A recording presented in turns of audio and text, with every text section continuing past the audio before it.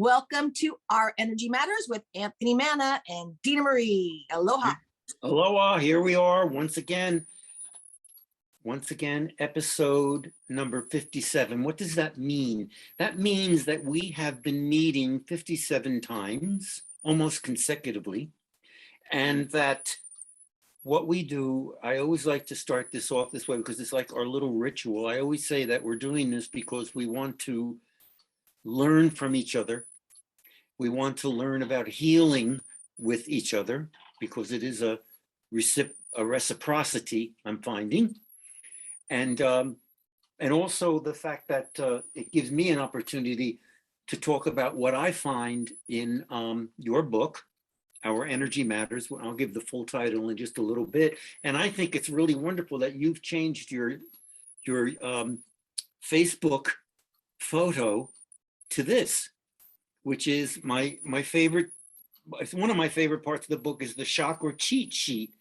And then you say underneath that, place crystals on corresponding colors. And when I first read that, I thought, first of all, what the heck is a chakra? And then secondly, what does she mean, place crystals on corresponding colors? I thought, this is strange. And now, of course, because I've come to learn so much from the beauty of those crystals on the cover, you know, I mean, gosh, it's nature, you know, it comes from nature, and then from nature we find the healing, and we find, you know, as I found with you when I went through the time when I chose my own crystals, and you were reading for me where I was coming from, let's put it that way, you know. And so what we do is, you know, I find myself within the domain, the sacred domain of your book. And then what I do is I come up with a piece of writing each time.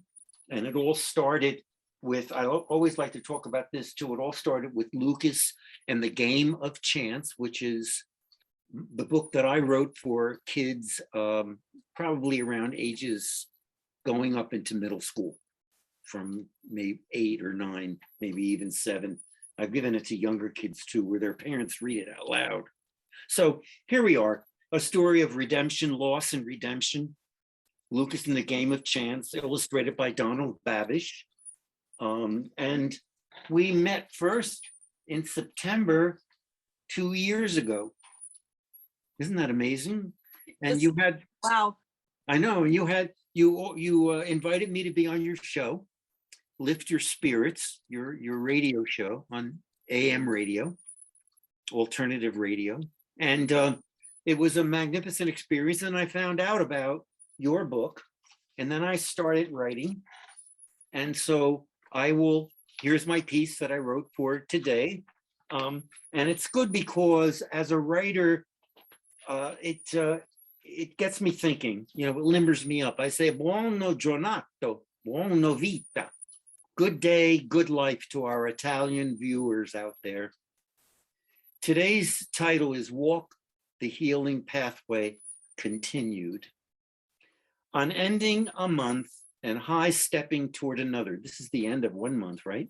Dual driven by heart and mind, by aspiration, by heartfelt intention, by the expectation of once again drawing on the energy of open-heartedness, touched by joyful mind and the rising tide of enlightened soul self, conjured by crystal guides, chakra temperaments, Reiki consecrations, and celestial signs, glory to long pathways. Dena Marie, a faith healer, invites all of us to dance our way through her spellbinding book, Our Energy Matters, The Art of Crystal Reading.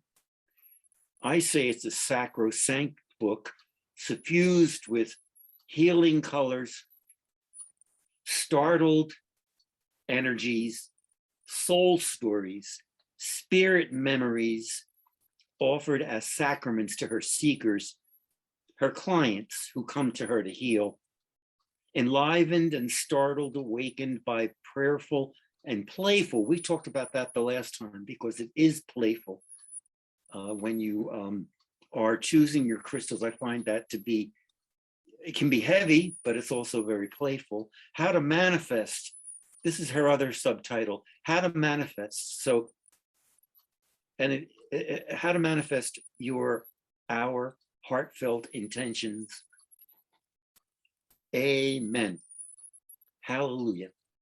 When Dena Marie, as my companion, teacher, and mentor, gratified by the dynamic rapture of celestial arts, I set off on a shared path through crisscrossed, double-patterned, bent-branched woods, and also your beach, because you live on an island so close to all that glory, where together we danced to the choreography of swift-breezed grandeur, and Pierce glanced upward, cherishing, breath by breath, the sumptuous, limitless gifts of sun, cloud, moon, breeze, nourishing our souls in the here and now miracles of living, loving kindness and solace unto ourselves and unto others.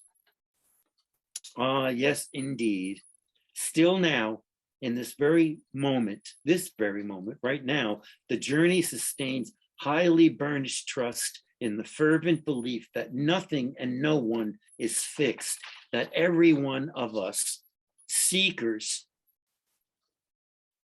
clients, needy souls, can stand sustained, awakened by the threshold of consciousness, however chained to dis-ease of heart, spirit, mind we may be, and set ourselves free from our buried pain through the refined and glistening network of crystal color chakra guidance. That's you, Lady Grace, a celestial alchemist, and the profound recognition of the divine presence in ourselves, our selfhood, and in our souls, soul-filled.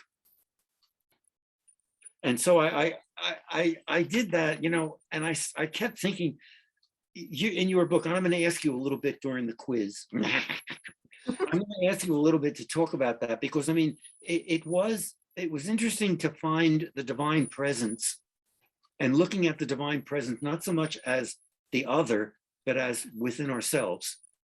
And that comes up several times. So folks, I say, do you want to learn more from Dena Marie, the quintessential spirit lifter? That's a new one, by the way.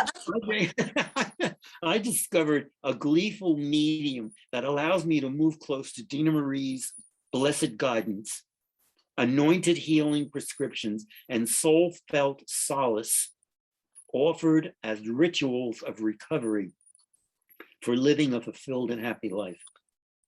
I call my medium the Celestial Arts Quiz Show, established and hosted by me, Anthony L. Manna, also known as Professor Grandpa Tonio, the book guy and the writing guy. The Celestial Arts Quiz Show features one contestant. Her name is Dena Marie. She is a celestial alchemist and angelic hostess.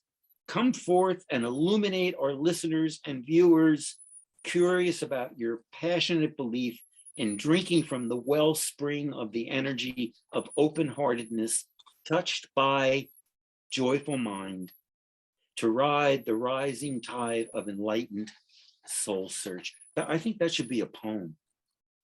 I mean, I don't know if I take it and put it into verse form, would it be a poem, or could it? Because you're a musician, could it also be something to sing? Lyrics. We gotta write a song. I know, absolutely. So let's turn our attention to what you call, that you, meaning Dena Marie, the celestial artist, what you call humanity's wishful divine plan, described in the mindful, soulful words I just quoted. Well, from your book, you say, by being consciously connected, I'm quoting you, by being consciously connected to our higher selves, each of us can become aware of the divine plan and express it in our individual ways. And then you go on in that same sentence, and I always love this part, on earth as in heaven, inspired or in spirit, we are moved to envision, create, and be uniquely ourselves. Who am I? I am I. Everything is just an illusion. And so every time I read it, I say, wow. And again, wow. So what about this divine plan?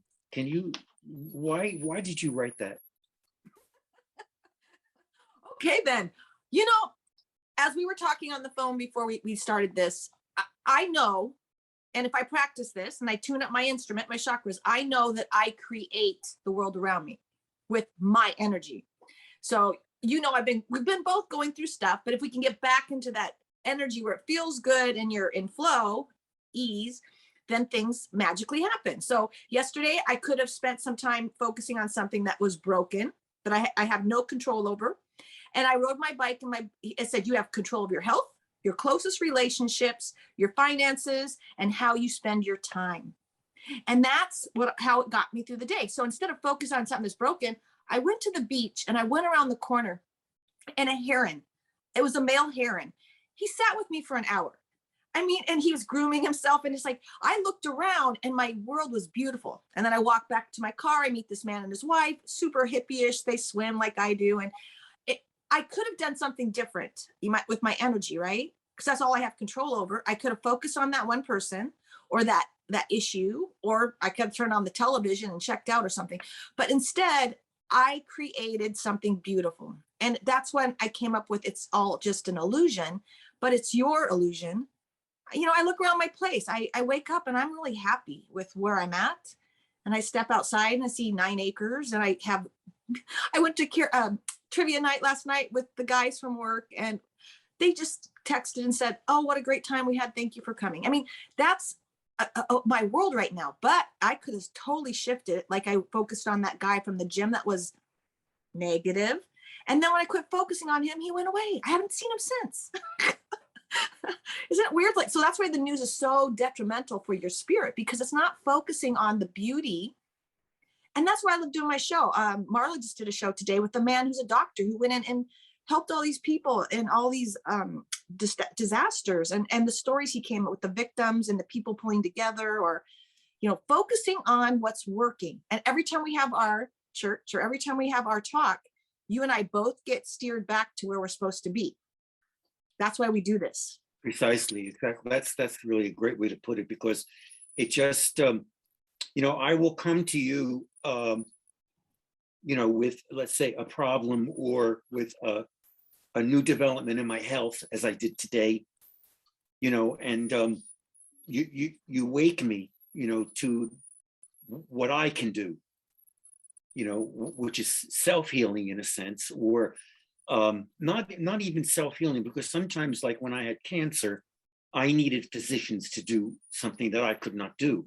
But at the same time, I can be proactive and look into it and find out, you know, what type of surgery is that, or what about the dentist? What is he saying to me about something he sees with, you know, within me?